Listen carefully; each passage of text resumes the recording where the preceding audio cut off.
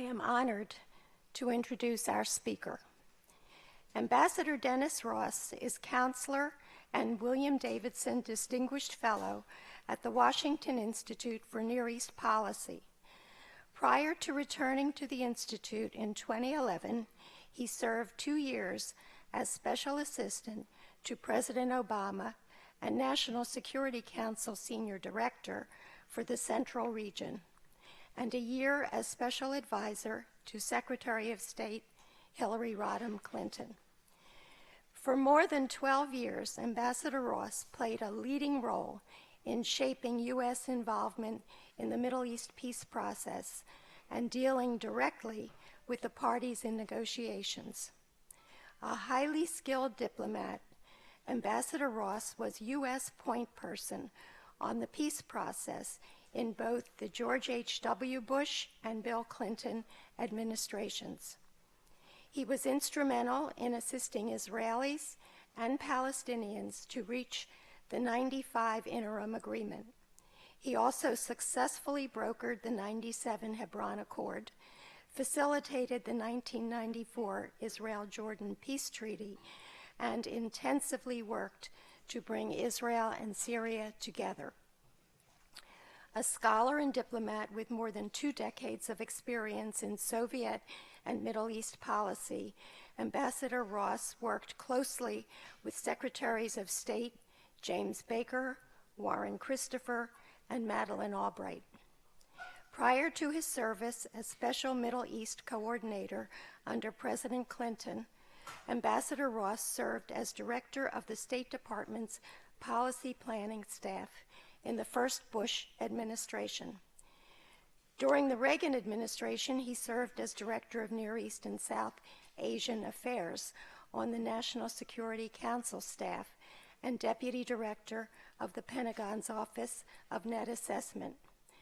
Ambassador Ross was awarded the Presidential Medal for Distinguished Federal Civilian Service by President Clinton, and Secretaries Baker and Albright presented him with the State Department's award. In his book, Doomed to Succeed, the U.S.-Israel Relationship from Truman to Obama, he draws on his expertise to map the shifting circumstances of America's bonds with Israel. I quote Madeleine Albright. He tells a fascinating story, not only about how the relationship evolved over time, but also about assumptions that continue to shape our views of the region and the lessons we need to draw from this. For anyone who cares about U.S.-Israeli ties, this is a must-read. And on a personal note, this past summer, I had the opportunity to be on ADL and APAC conference calls with the ambassador when he brilliantly articulated all the issues, pro and con, concerning the Iran deal. He also came to our community under the auspices of the Jewish Federation to help us sort through the deal's complexities. So it is my honor to thank you for your service and welcome you to our free library. Ambassador Ross.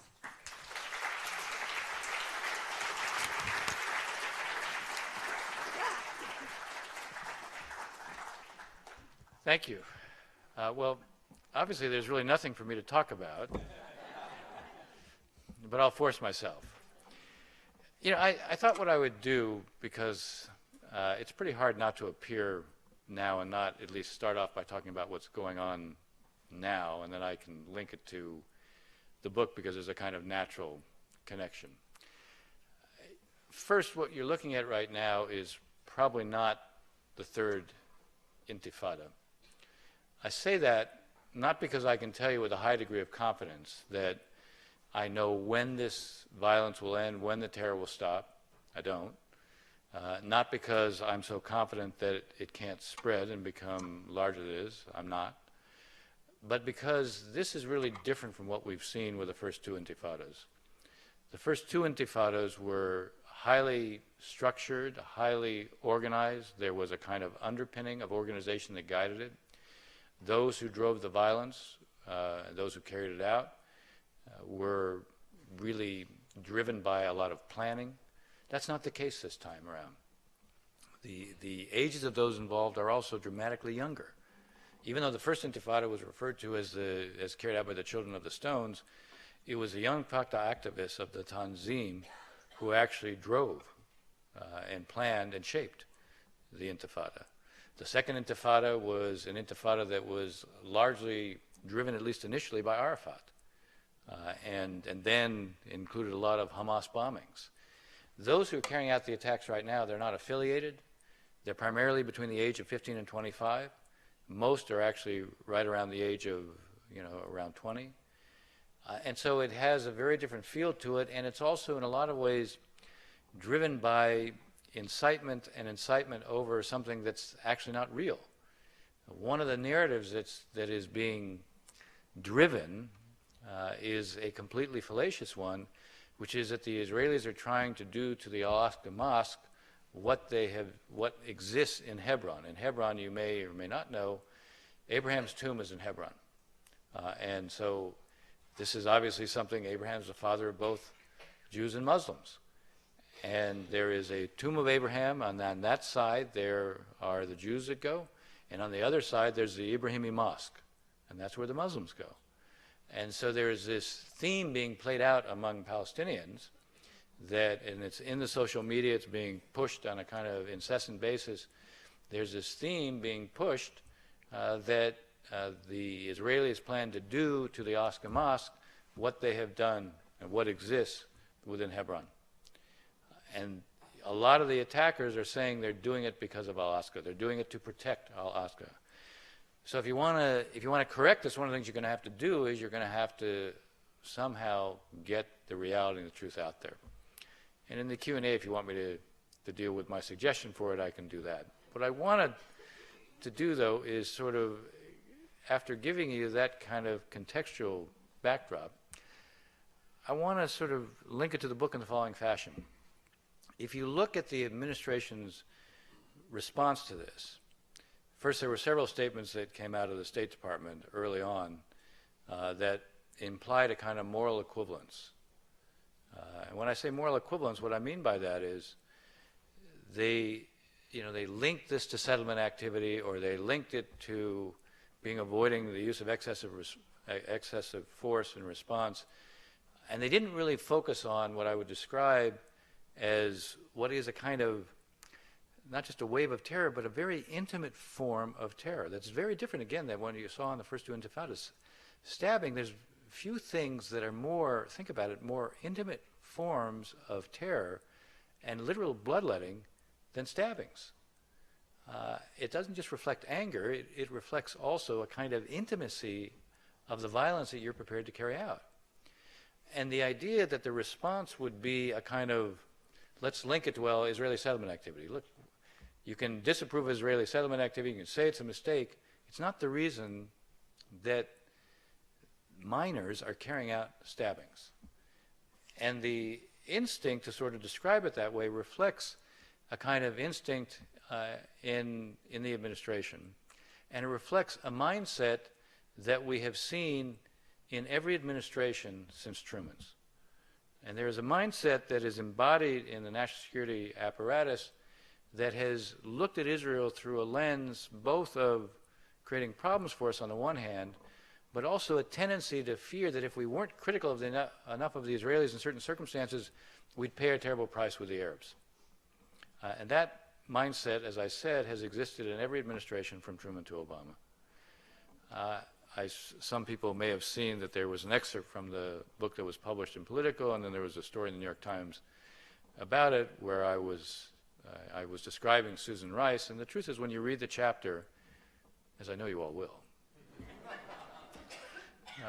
when you read your chapter, you'll see I'm not singling her out as much as I'm saying she represented a mindset that we found in every administration. She was part of a constituency that we've seen in every administration from Truman's, and she was different in that approach than her predecessor, Tom Donilon. Her attitude is a much more competitive, combative attitude towards Israel because she sees Israel through a lens that is more problematic and as views it more as a problem than as a partner, whereas Tom Donilon, her predecessor, saw it differently. Okay, so that's backdrop. So that's kind of the intro. And I got your attention. But now I'm going to add to your attention, because I'm going to do something that I do oftentimes as a teacher, and I teach. And for those of you who have seen me speak before, sometimes you'll know that I like to pose questions to the audience, mostly because I can answer those questions. But I want to start with a question for you. I've just said there's been a mindset and a constituency that has existed in every administration since Truman's. And that mindset is reflecting of a view that Israel is a problem more than it's a partner. Doesn't mean, as I'll describe in a bit, that there isn't a countervailing constituency that has emerged, but in every administration, this view has held. This constituency has existed. So the question for you is, even though it existed in every administration, there's one administration in which that view existed, that group existed, but that group had no weight and no influence. So which administration do you think that was?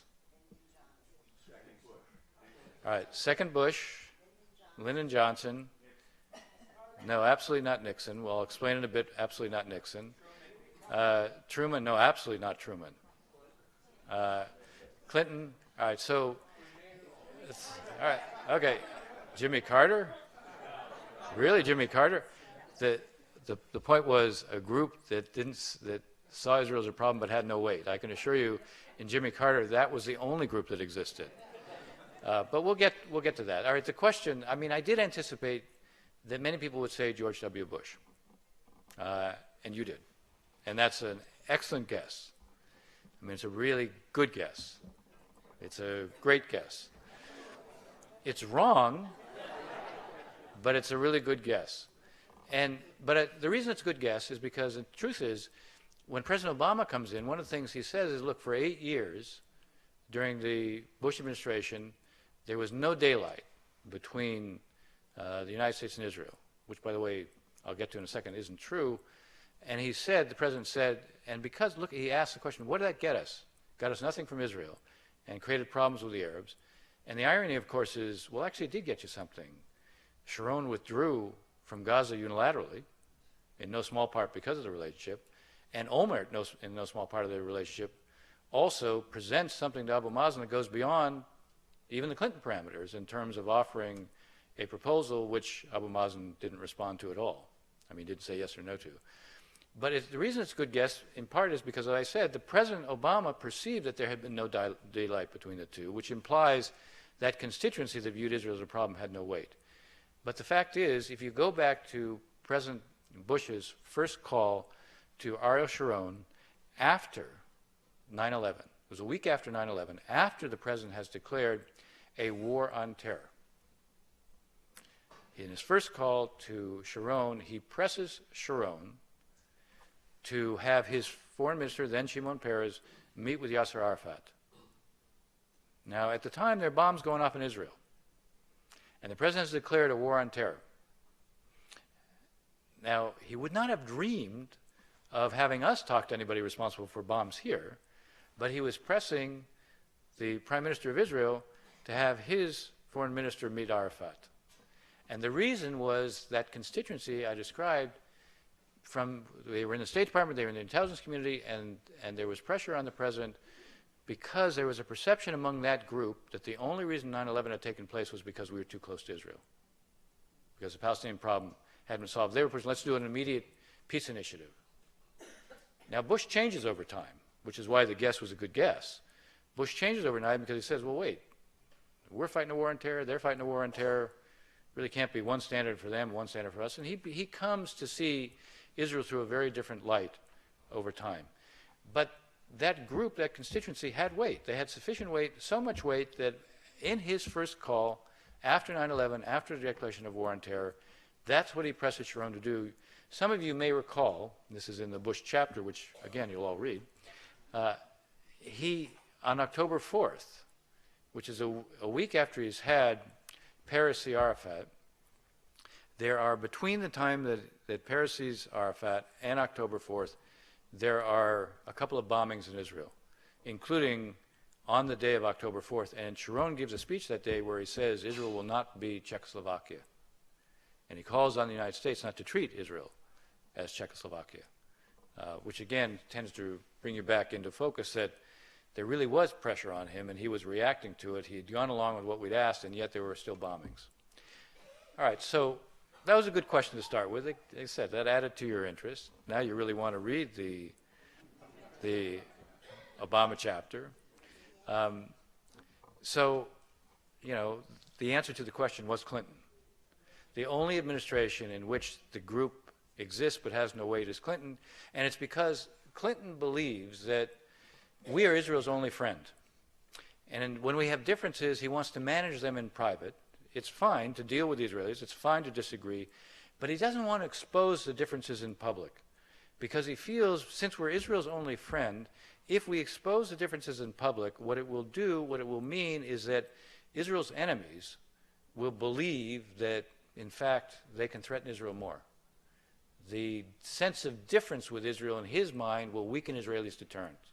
So he doesn't want to weaken Israel's deterrent, and so for him, I mean, it is true I was his negotiator, which probably has some impact, but it doesn't detract from the larger point. He really had this belief that public differences with Israel were a mistake because they would weaken Israel's deterrent. Okay, so that was the first question. Should I ask another one? Oh, sure, why not? All right, so the second question for you is, which administration do you think was the toughest on Israel? Again, we're going from Truman to Obama. Which was the toughest? Carter.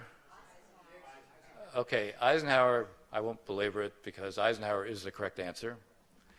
Although I'm going to tell you that there was another one that's going to surprise you that is the only one that actually suspends arms shipments to Israel as a punishment. But we'll come back to that. Obama, I did expect some would guess Obama as being the toughest, but no, Eisenhower is the toughest. I mean, there's nothing that comes close to Eisenhower. Eisenhower comes in. Eisenhower is convinced that Truman made the decision to recognize Israel, and he feels that Truman tilted towards Israel because of political pressures, because of the Jewish vote, and because all of the so-called wise men, meaning George C. Marshall, Forrestal, George Kennan, everybody who is referred to as the wise men who helped to shape the initial institutions to, in a sense, contend with the Soviet Union and deal with the Cold War, every single one of them is against the recognition of the State of Israel. Every single one of them is convinced, fundamentally, that this will cost us in the region in dramatic ways. And Eisenhower says if all the wise men were against, there could only be a political explanation for why Truman would have done this. And so this was done for political reasons, and Eisenhower won't do anything for political reasons. And Eisenhower thinks, you know, it was a mistake. He has to distance from Israel. It's true there will be other administrations that distance from Israel. We'll probably get into that, if not when I talk in the Q&A. But Eisenhower, when he comes in, has a very strong view that he has to distance from Israel, has to show we're going to be different, has to show we're going to be driven by our, quote, interests. And actually, when his Secretary of State, John Foster Dulles, makes his first trip to the area in early May, he takes a 3-week trip to the area, and his first stop is in Lebanon, and he tells the Lebanese president that we're going to be different than Truman, this is going to be a balanced administration, it's going to take our interests into account, and not be driven by politics, and he says, we will counter Israeli aggression. This is a quote. I mean, actually, one of the nice things about looking at these things is all the memorandum of conversations became declassified. So he says in this memorandum of conversation, he says, actually in his talk, we will counter Israeli aggression. Now this is May of 1953. There are no occupied territories. Israel is absorbing between the time of its declaration of independence and its statehood and May of 53, it has absorbed a population almost entirely out of the Arab world of people who were forced to leave with nothing. None of their assets, none of their goods, a population that actually is larger than the one that existed when it declared itself a state. It is rejected by all of its neighbors. There are constant Fedayeen attacks into Israel. It doesn't have any occupied territories. And he says, we will counter Israeli aggression. I guess Israel's mere existence was a sign of aggression, but it's a pretty extraordinary thing to say. In the 1956 war, Suez War, Eisenhower actually contemplates the use of American forces to expel the Israeli forces from the Sinai. He threatens to impose sanctions. He has his Undersecretary of State, Herbert Hoover Jr., and the reason it's him instead of Dulles, shortly after the beginning of the war, Dulles suffers from an acute abdominal attack, which actually turns out to be cancer, which eventually kills him. So even though he's there to make a statement at the UN, we push a Security Council resolution which the British and the French veto, where we want to sanction Israel. We want all countries not to deal with it unless it withdraws immediately from the Sinai. The British and the French obviously coordinated the attack with the Israelis. I won't give you the whole history of what went on there, but they coordinate the attack with the Israelis. So uncharacteristically, it would seem today, particularly when you look at the UN, it's the British and the French who actually veto an American-sponsored UN Security Council resolution to impose this on Israel. We then sponsor a General Assembly resolution. And, you know, it dawns on Eisenhower a week later. Bear in mind, by the way, this is all taking place at the same time that the Soviets are crushing what was the independence movement in Hungary and removing the leadership there. It dawns on Eisenhower a week later that, gee, maybe he's now created a vacuum in the Middle East. So he sees Dulles in the hospital, and he has a page and a half of handwritten notes in which he's focused on, now we have to counter the Soviets in the region. Even though he's helped to just create a vacuum there, he's already focused on maybe he needs to get the British to join us and maybe he humiliated them a week ago when he forces, not only does he oppose what they're pushing in the UN, the British and the French had announced that they were going to deploy their forces, which they begin to deploy around the Suez Canal area to protect traffic there. And what he does is Eisenhower cuts off, we provide oil at the time to the British and the French. He cuts off oil deliveries. There's a $1 billion loan that the British desperately need for their currency. He withholds that. And then a week later, it dawns on him that maybe that was a mistake vis-a-vis the British and French, but he doesn't change his attitude towards the Israelis. And in fact, he still puts pressure on them. The Israelis agreed that they will withdraw, but they want certain assurances.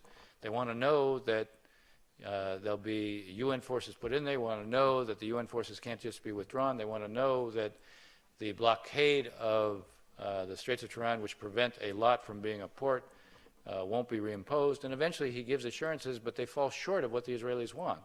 And so again, he goes on TV and he threatens. He can't get the Congress to support him, but he threatens sanctions again. And at that point, the Israelis do withdraw. So there is no administration that approaches the Israelis like that except the Eisenhower administration. But there is one administration that does suspend arms shipments as a penalty. And it couldn't have been Eisenhower because Eisenhower provided no arms to Israel. So it's one administration that does impose a suspension of F-16 deliveries to Israel because of Israeli action, so it's a punishment.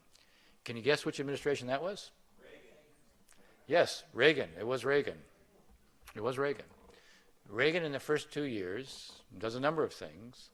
There's real tension over the AWACS sale, and he actually gives a press conference where he says, in response to what the Israelis and Jewish groups are doing in opposing the AWACS sale to Saudi Arabia, he gives a press conference on October 1, 1981, in which he says, and I'm quoting, "It is not the business of other nations to make American foreign policy." Okay, now this is in response to what's going on in the Congress, with Jewish groups in the Congress. I mean, that's about as close to dual loyalties as you can get. That's a pretty tough statement, but that's not the reason for the suspension of the F-16s. The reason for the suspension of F-16s was twofold. First, the Israelis carried out the attack against the Osirak reactor in Iraq, and we suspended F-16s deliveries as a result of that. mostly because Caspar Weinberger pushes very hard for a very tough response. And then in December of 1981, when Menachem Begin decides to extend Israeli law and administration to the Golan Heights, we suspend the F-16s again, which had been resumed in the fall, the deliveries. So Reagan is the only one to impose a suspension of delivery of arms to Israel as a punishment. And yet, how many people here would recall Ronald Reagan as being a really good friend of Israel? Right? Well, actually, he was. But not in the first 2 years. Although it is interesting when you read his diaries. I mean, one of the great things about going back and looking on the periods, I mean, I've been in, I was in every administration except Bush 43 from Carter on.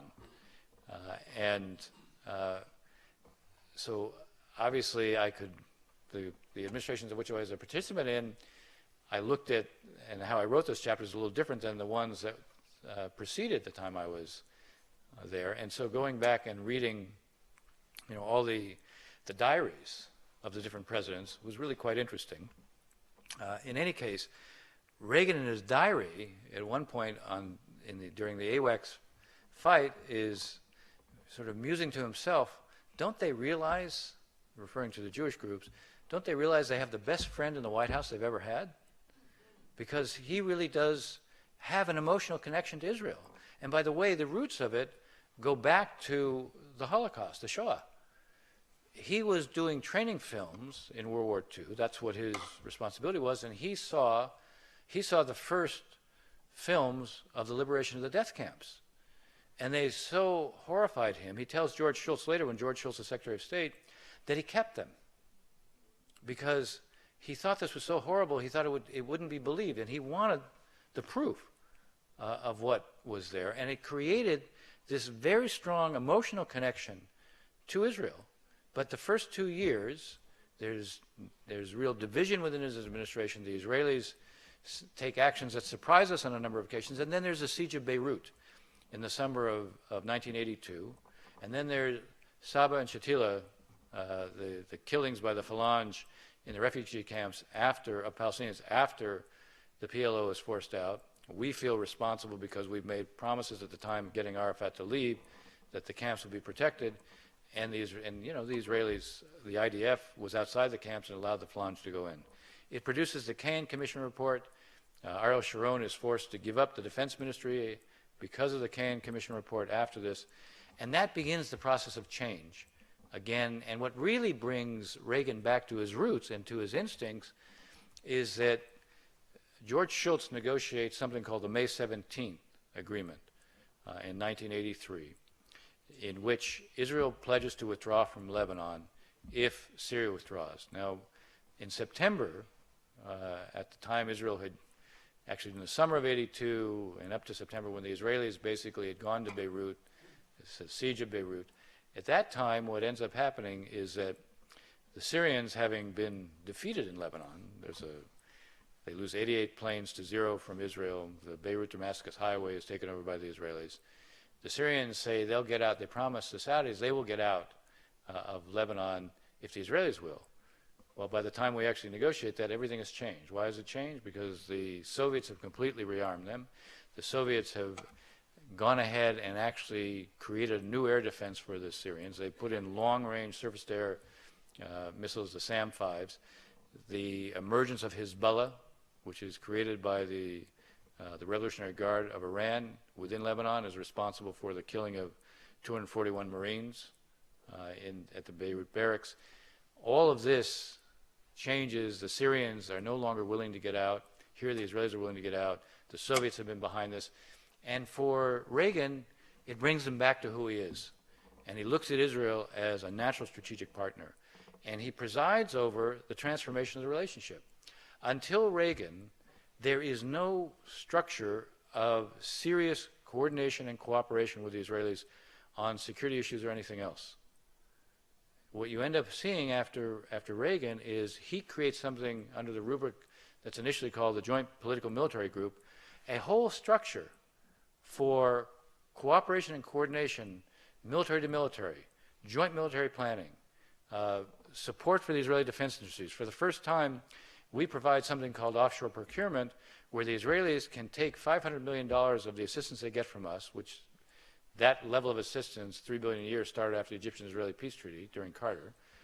They can take $500 million a year, and they can use that money to procure from their own defense industries, which builds up their defense industries. And we benefit from it as well, because a lot of the modifications that the Israelis make to our equipment is a function of their combat. They learn a lot, they innovate in terms of doctrine, they innovate in terms of weapons, and Reagan sees all this, and Reagan wants to institutionalize it, and he does. And Israel is now treated for the first time as a strategic partner. And the structure of cooperation, the institutionalization of it, memorandums of understanding, all begin in the Reagan administration, and every administration after it builds on it, even with presidents who don't have the same emotional attachment to Israel.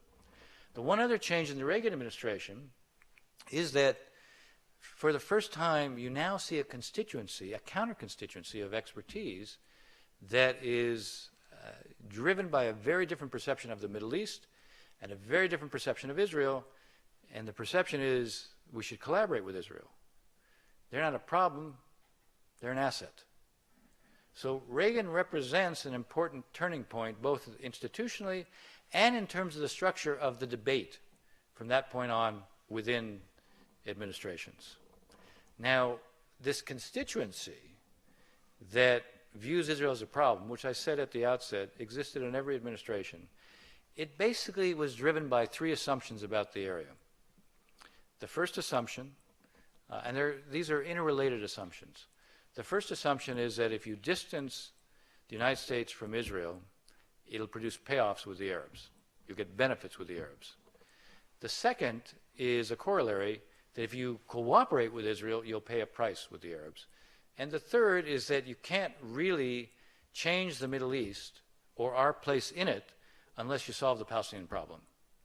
Now, these three assumptions are in every administration, because this group is in every administration. To be fair, the third assumption about the Palestinians is shared by a lot of those who may view Israel differently, but they still think the Palestinian issue is a problem, and if we want to overcome differences, we need to resolve that. All right, so let me sort of, one of the things I do in the book, one of the things I do in every chapter is show how these assumptions play themselves out. They have their echoes that reverberate over time in future administrations. Lessons are almost never learned. And so in the concluding chapter, I actually make a series of recommendations. But what I want to do for you is I want to give you a series of examples that show just how wrong some of these assumptions were. First, all right, and because I truly will run out of time, and because it's so easy for me to talk about this, because obviously I've lived this book for the last 2 years, I will restrain myself, though it's not always easy to do so. I will restrain myself and just give you a couple of examples on each, just to sort of distill them to give you the highlights. All right, so the first example, you got to distance yourself from Israel. First, I start off by telling you how enduring that has been, because President Obama comes in, and President Obama feels the need to create daylight, because he said we didn't have any. As I said, it wasn't just the Eisenhower who felt that way. It was Eisenhower, it was Nixon, it was Carter, it was Bush 41, and it was Obama. But I'm going to give you an example from the Nixon administration that shows you how deeply embedded this attitude was, that if you just distance yourself, it'll produce a payoff. And this is a pretty extraordinary example. In the Nixon administration, Nixon, in the early March of 1970, he makes a decision. He makes a decision that he's going to suspend the F-4 Phantom jets to Israel. I said Reagan suspended them as a punishment. Nixon suspended the F-4 Phantom jets to Israel not as a punishment, but to try to reach out to Egypt, to try to reach out to Nasser. Now, the timing of this is pretty extraordinary, because he's doing it at the same time that the Soviet Union, for the first time, has made a decision to send their military personnel, their military forces outside of the Warsaw Bloc to Egypt. He sends 10,000 personnel to take over largely the air defense of Egypt.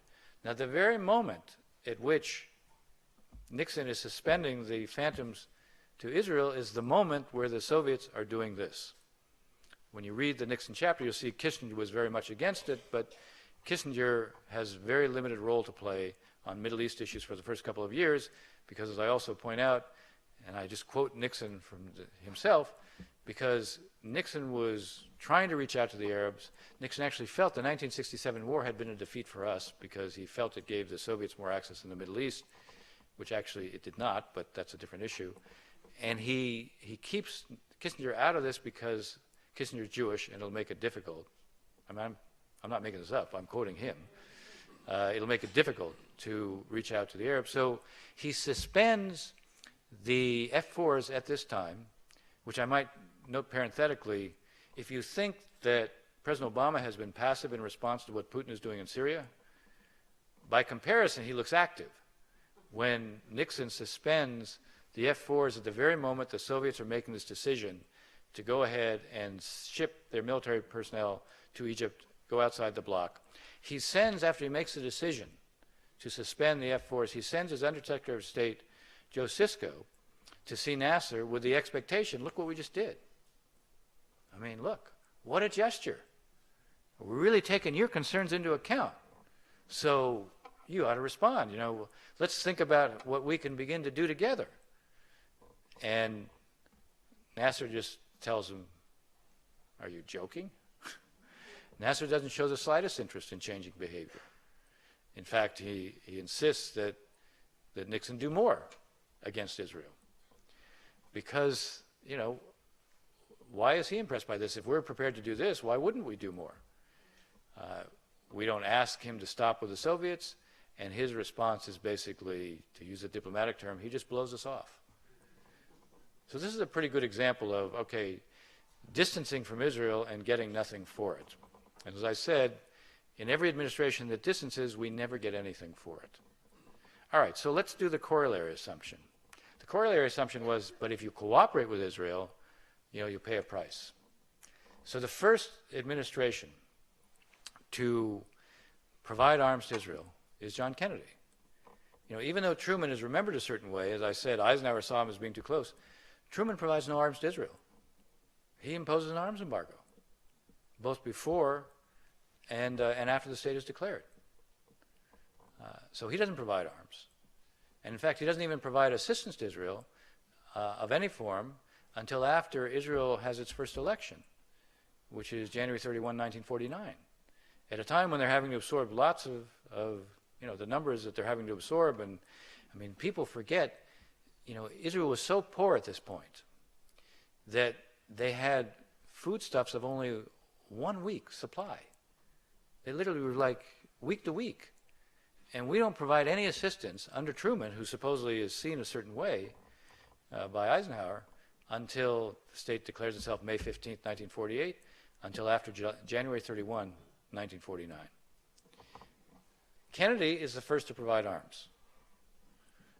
And he faces an enormous debate within the administration over this. His Secretary of State, Dean Rusk, says this will establish a terrible precedent and it will do grave damage to our relationship with the Arabs. But Kennedy decides to do it anyway. Now, in irony of ironies, the day that the arms sale becomes known publicly happens to be the same day that Dean Rusk is meeting the Crown Prince of Saudi Arabia, Crown Prince Faisal. They're in New York, the UNGA. And in the meeting, does Crown Prince Faisal, who is actually the putative leader in Saudi Arabia, he will soon replace then King Saud, does he focus on these arms to Israel, which after all is supposed to do grave damage to the relationship with the Arabs? Is this the issue that he's preoccupied with? Is this the issue that he raises with Dean Rusk? A pregnant pause right now. No. What does he raise? What is he preoccupied with? What does he want us to address? The coup in Yemen that has been driven and backed by Nasser. This is a threat to Saudi Arabia. He doesn't care about the arms to Israel. He cares about what the Nasserist-driven coup in Yemen. 1 week later, Crown Prince Faisal sees President Kennedy. Does he raise the arms to Israel? Is he preoccupied with the arms to Israel? No. What does he complain about, and what does he seek? He complains about, we are providing economic assistance to Nasser. we are freeing up resources for Nasser to threaten the region and to change the balance of power in the region. And he wants assurances from us, and he wants more weapons from us. Another pregnant pause. Does that sound familiar to you? Does it sound like maybe you've heard something like that recently? Good answer. If you substitute Iran for Egypt, is this the same conversation that we're having now and over the last 6 months to a year with the Saudis? Actually, not just the Saudis, the Emiratis. Don't they view the Iran nuclear deal as now coming at their expense? The sanctions relief they see is going to free up all sorts of additional monies for Iran to cause more trouble in the region, to threaten Saudi Arabia, to change the balance of power in the region. The conversation is exactly the one that Crown Prince Faisal has in 1962 with John Kennedy. You know, he's not raising the Israeli arms. He's raising this threat because it's going to be a threat to them. It's going to change the balance of power in the region. Are the Saudis raising complaints about what we're doing with the Israelis in the last year? By the way, even now? No, they're preoccupied with Iran. They're preoccupied with our outreach to Iran. Faisal's complaining about our outreach to Egypt in 1962. The Saudis, King Salman, is complaining about our outreach to Iran today. What does it tell us? It tells us fundamentally that the Arabs don't shape their relationship with us based on what we do with Israel. They are driven by a preoccupation with security and survival. They don't see Israel as a threat to their survival. They see their regional competitors as a threat to their survival. And how we relate to that is what matters to them. When we're not seen as being reliable, that matters to them.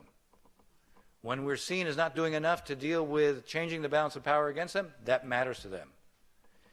I'm not saying they're indifferent to our relationship with Israel, and I don't make that claim in the book, but I'm saying it doesn't drive their behavior towards us.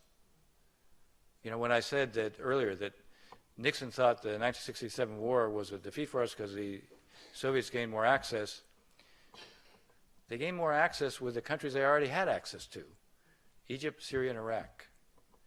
There were 6 countries at the time that had a relationship with us, an arms relationship with us.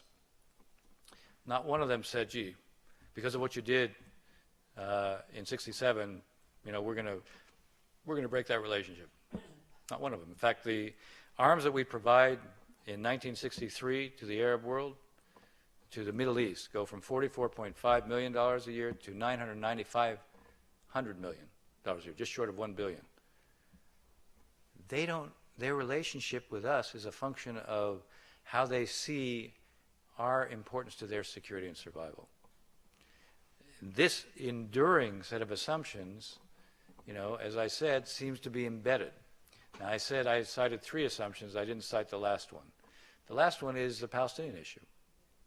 You know, that's the game changer in the region. That's the key to us being in a different place. You know, what drives, again, the consideration is not our relationship with the Israelis, and it's not even the Palestinian issue.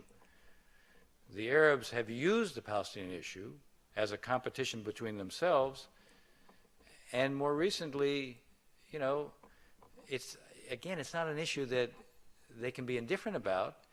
On their streets, there's a sense that this is a historic injustice and it needs to be addressed. But I'll cite one more kind of interesting example to put this in perspective. And this is from the Obama chapter. In 2011, we were having a debate over what was going to be a Security Council resolution that the Palestinians were pushing on settlements. And we had this meeting in the Situation Room, and you know, the first 3 speakers, you have to read the chapter to see who they were. I'm not giving everything away.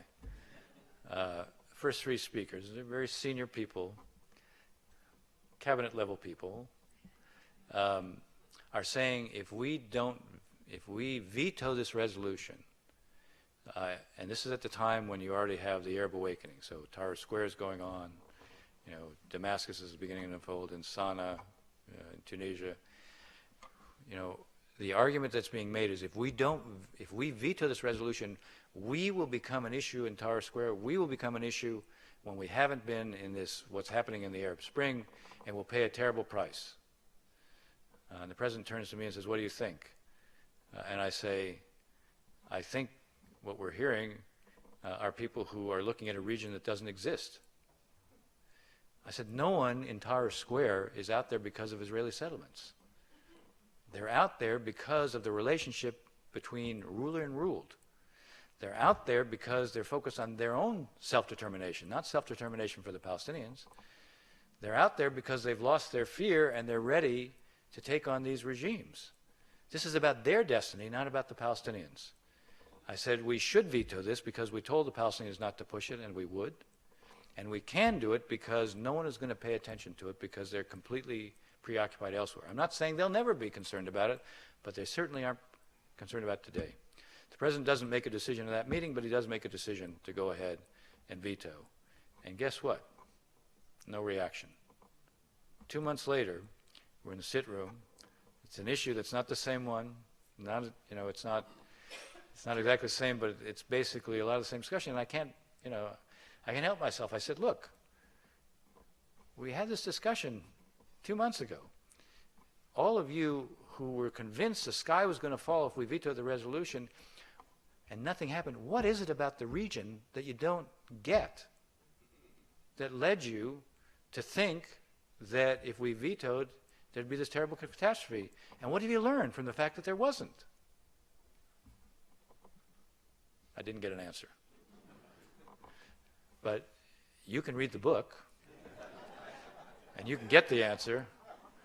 And I'm getting a sign of wrapping up, so I'm going to wrap up. I'm going to close with just one observation. The book is entitled Doomed to Succeed. It's not entitled Doomed to Succeed ? And even though there's obviously a level of tension between the president and the current Prime Minister Netanyahu, it's still doomed to succeed. First, because tensions between presidents and prime ministers, as you'll see in the book, have plenty of precedent.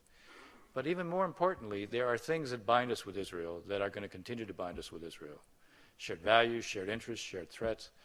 And one last point, and here again you can read it in the conclusion. Think about this. We are not going to unravel the relationship with Israel at a time when the Middle East itself is unraveling. The one country, even if it has difficulties, that also has a set of institutions that allows it to manage those difficulties is Israel. Because of that, it will continue to be a country we will rely upon, and the last thing you want at a time when the region is coming apart, the state system itself is under threat, and it's going to be that way for the next 10 to 20 years, is not to ensure that the one country that can manage its problems is also an American friend. I'll stop there.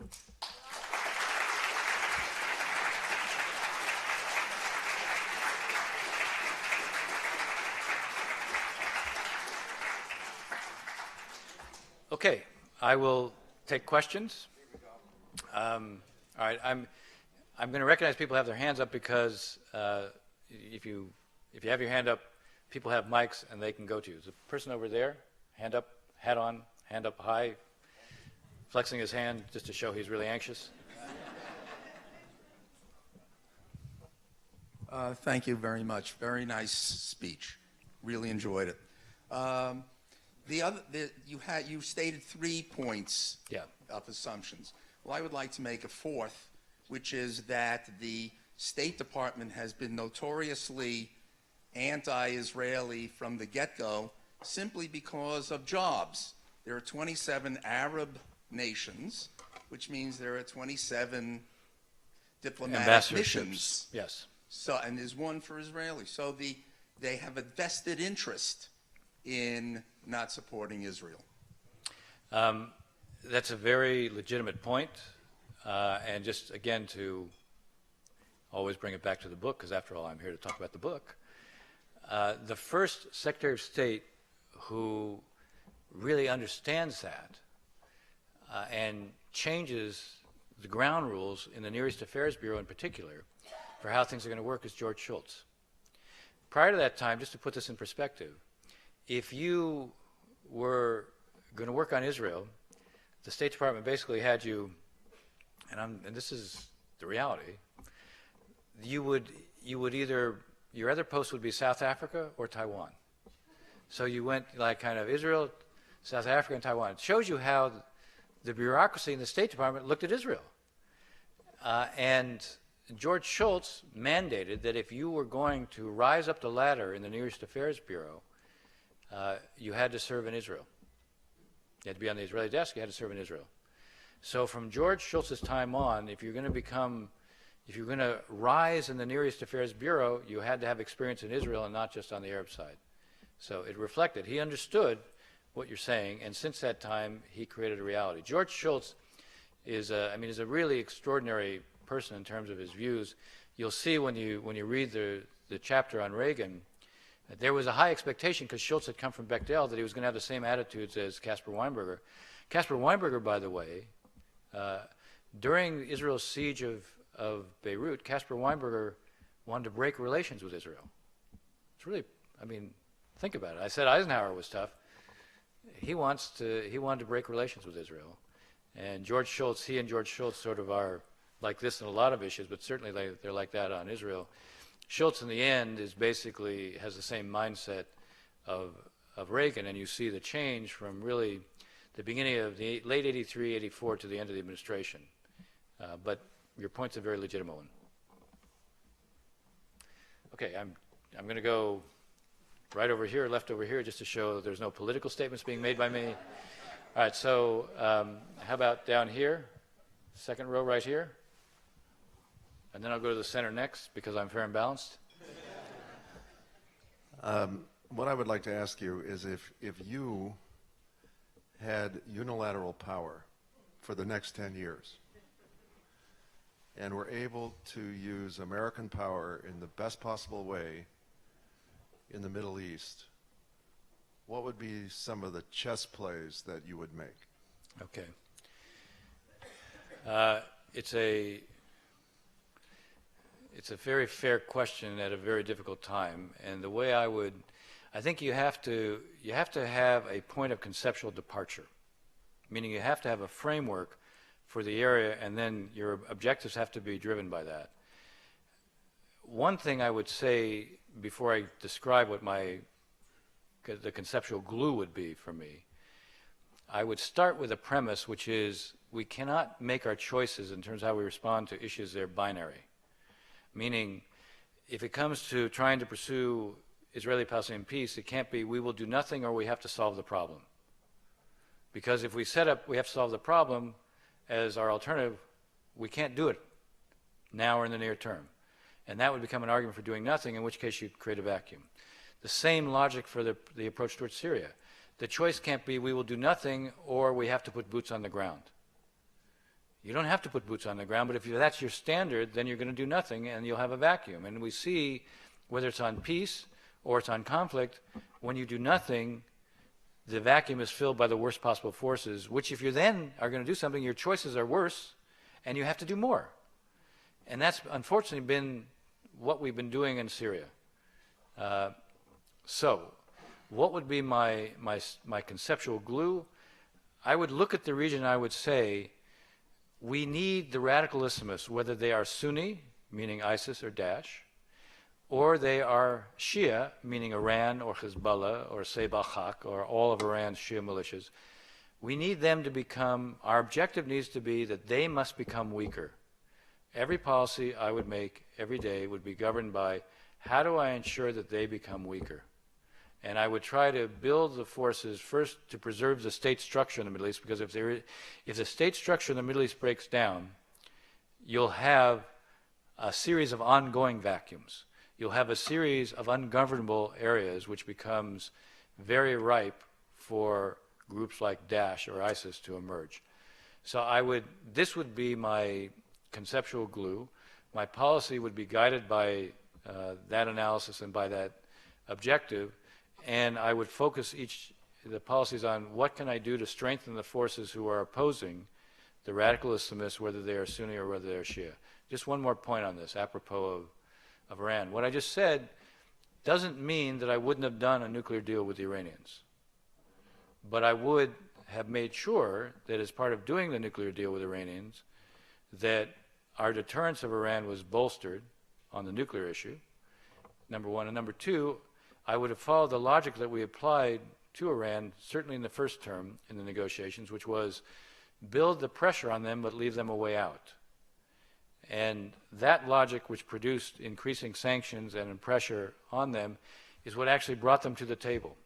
It's actually what produced Rouhani, who wanted to end the sanctions and the isolation. The same logic we ought to be applying to what they're doing in the region. We ought to find ways to raise the price to them. A lot of what drove the administration to negotiate the way they did on this deal was that they saw themselves empowering Rouhani and Zarif and those who they see as pragmatic. And the real way to empower them is to show that, to be fair, yes, their way works, but to show that Qasem Soleimani and the Revolutionary Guard, their way doesn't work. They're not shifting the balance of power in their favor. They're going to cost Iran more than they're going to gain. Right now, the perception is that they're gaining, not losing. And if you want to get well in this region, you're going to have to show that when they carry out the kind of actions they're carrying out, the price goes up, it doesn't go down. And so that's what would guide me. Okay, I want to ask, so let me address somebody in the middle. How about back there? Yeah.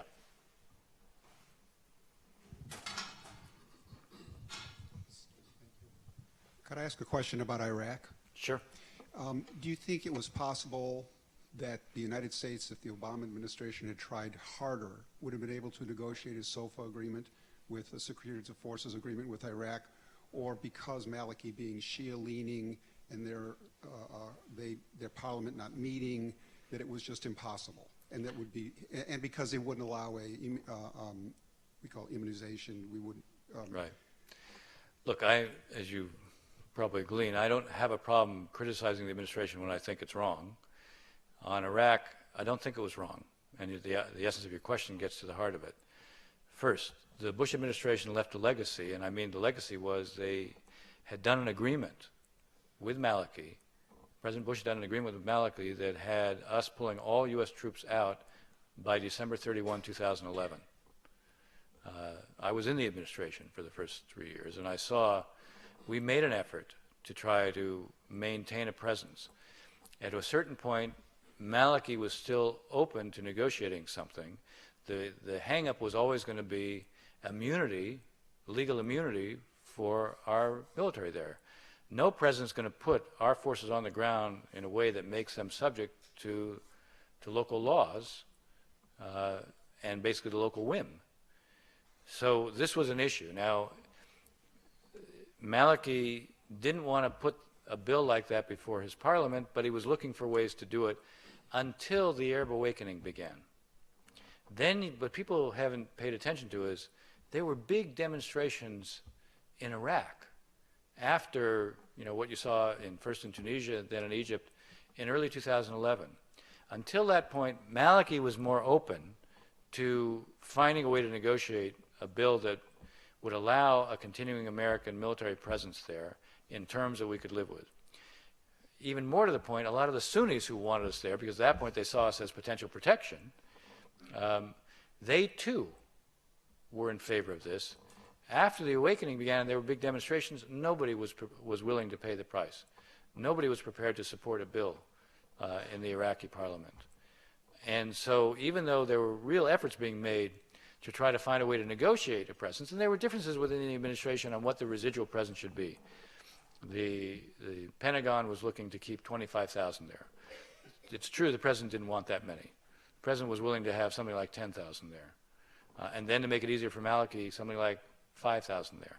And we even came up with ways of having 5,000 and then rotational. We would rotate different in the case of air forces. We would rotate them in. So they wouldn't be, we could say they weren't permanent. So we were coming up with lots of different ways to try to do this. So at the end of the day, this is really not, you can blame the president for a number of things. And obviously when it comes to Syria, I have real problems with what we've done. On Iraq, I think it's much harder to hold the administration responsible for this. Maliki, in the end, wasn't prepared to do what was necessary, and unfortunately, Maliki was such a sectarian leader and was such a paranoid conspiratorial leader that he basically removed anybody who had worked closely with us, and he put only cronies in the military, and he created basically a shell of an army, which you saw what happened when a small number from ISIS are able to force a large number from Mosul just to leave. So I think, your question, you asked, the essence of the question, you asked it the right way.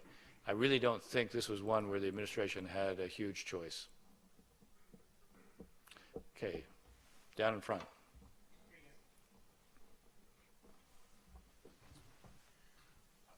I think you would agree with me that Israel is far more threatened today by the entire world compared with the Eisenhower administration. So it would seem to me that the Obama administration has been the hardest on Israel in terms of influencing the hostility, the greater hostility in Europe and elsewhere, and domestically furthering that hostility against Israel. I mean, nobody. Sorry. So I want you to agree with me that Obama was. My question is, why aren't you agreeing with me that Obama is the greatest impediment that Israel has ever faced? Okay, that's okay. No, I'm gonna put you down as undecided on Obama.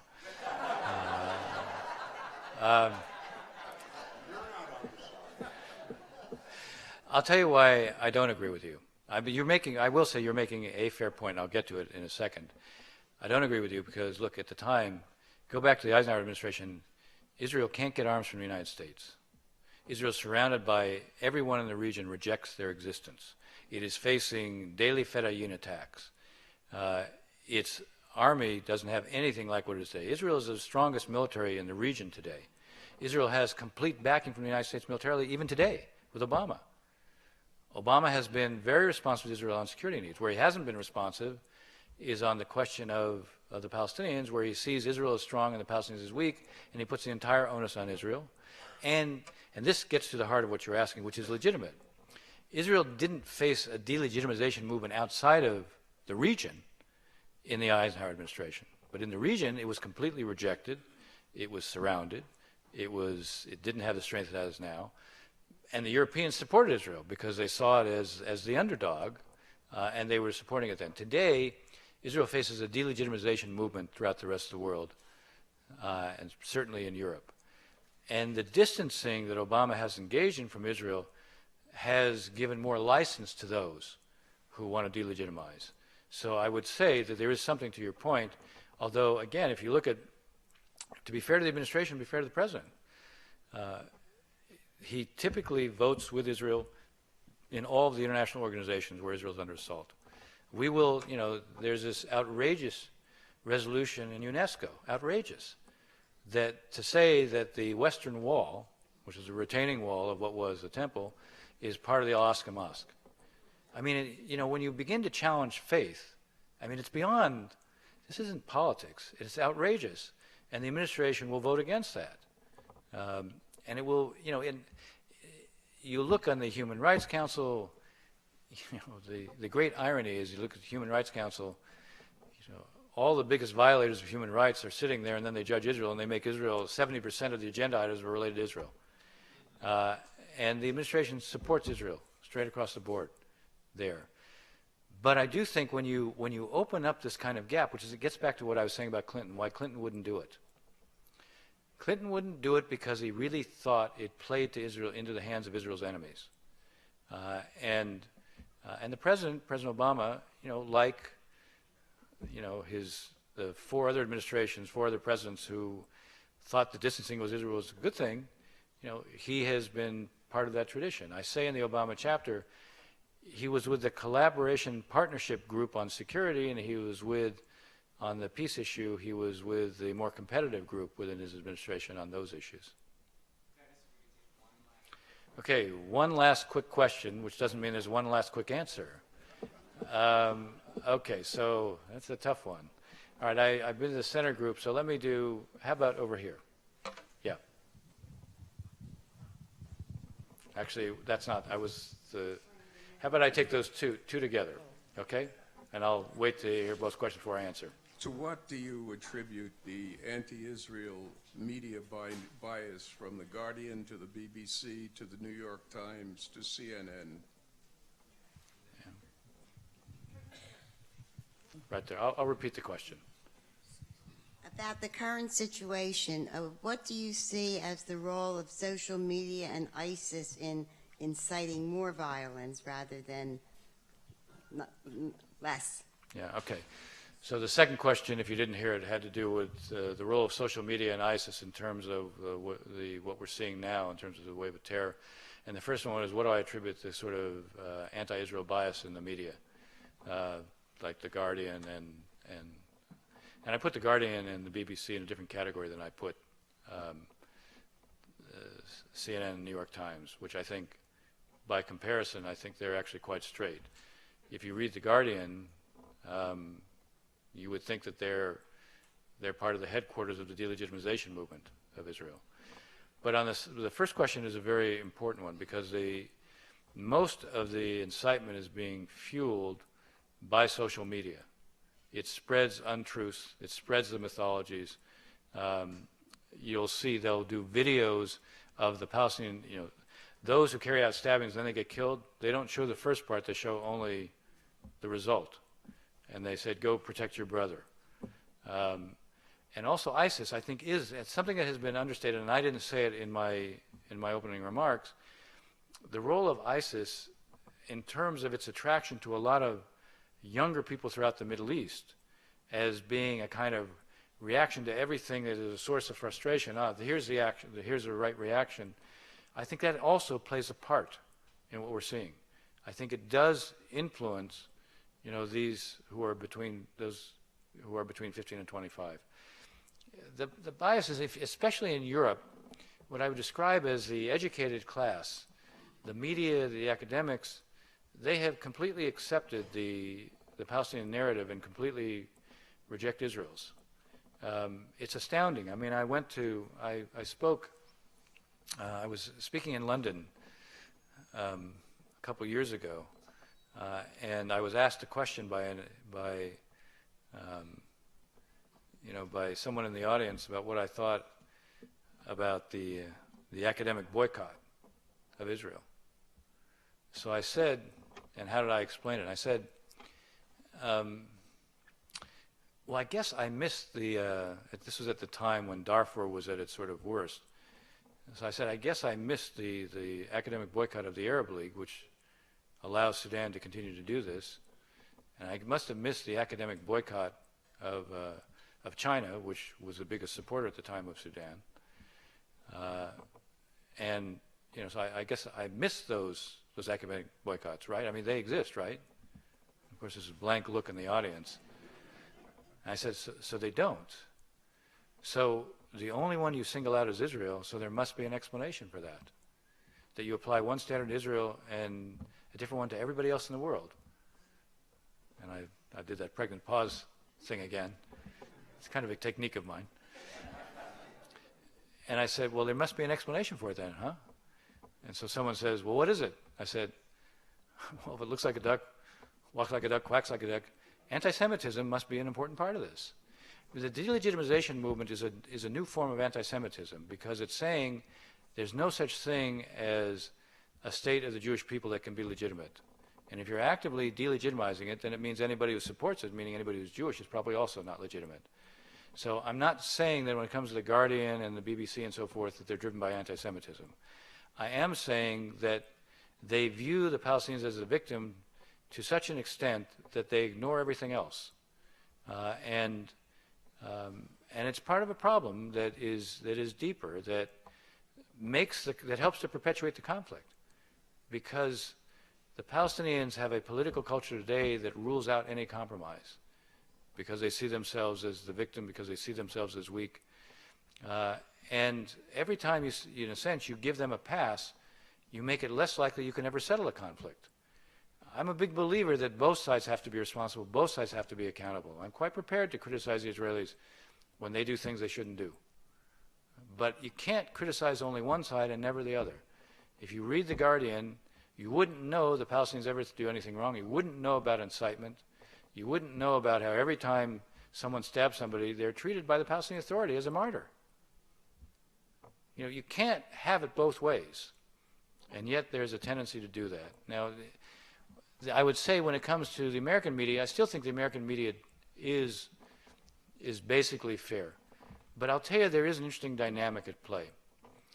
You know, the Palestinians have been very good at presenting themselves as a strategy, as a victim. So when people from the media come there, they show them around the worst possible things you could see. And that you know, it builds a level of sympathy. There's plenty of things there that Palestinians have to endure that they shouldn't have to endure. And if you're a media person and this is the one thing you see, you become a lot more sensitive to that. So I do think, you know, that helps to explain why you see some of what you see. But I also think there's a tendency, this is a conflict where each side is so passionate about what they believe that there's very little capacity to see that maybe the other side has a claim to some of their grievance as well. Thank you very much. I'll sign books.